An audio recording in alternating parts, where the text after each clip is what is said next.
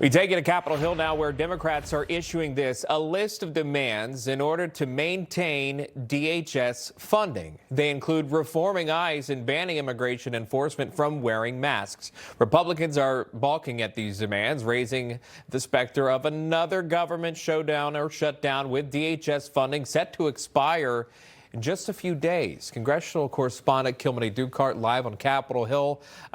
We're back at it again, Kilmeny, but this time specifically for DHS funding. Exactly. Republican Senate Majority Leader John Thune right now, Sean, is looking at a plan B absent of any middle ground in these negotiations right now. And that could potentially be another stopgap resolution, a continuing resolution for that DHS funding that would buy Congress more time.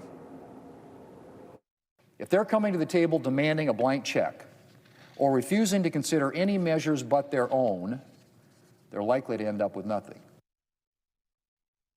Well, Democratic leaders unleashed a barrage of reforms. They want to mandate judicial warrants as part of targeted enforcement, ban masks, require agents to display an ID, prohibit patrols around sensitive locations, and stop random searches. They also want to expand training and increase oversight, among other demands. Democratic senators say they're united in their approach.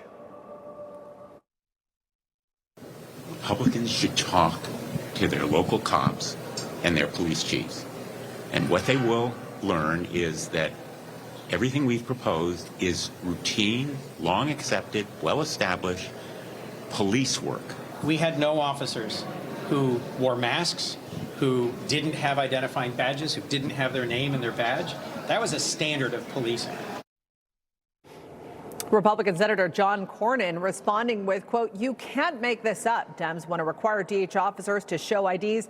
Meanwhile, they're actively fighting against requiring ID to vote. GOP senators have largely dismissed many of their demands.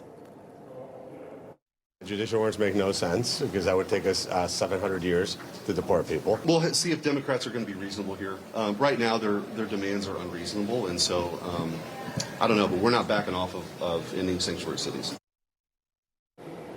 Well, they're up against the clock, Sean. There's just 6 legislative days to go before that funding, which of course includes TSA, FEMA, and the Coast Guard, expires. Sean? Does this have the potential to look like, Kilmeny, to look like what it did before during the 43-day shutdown for TSA agents, for Coast Guard, for Coast Guard members? Would they lose their pay during this time until something gets done?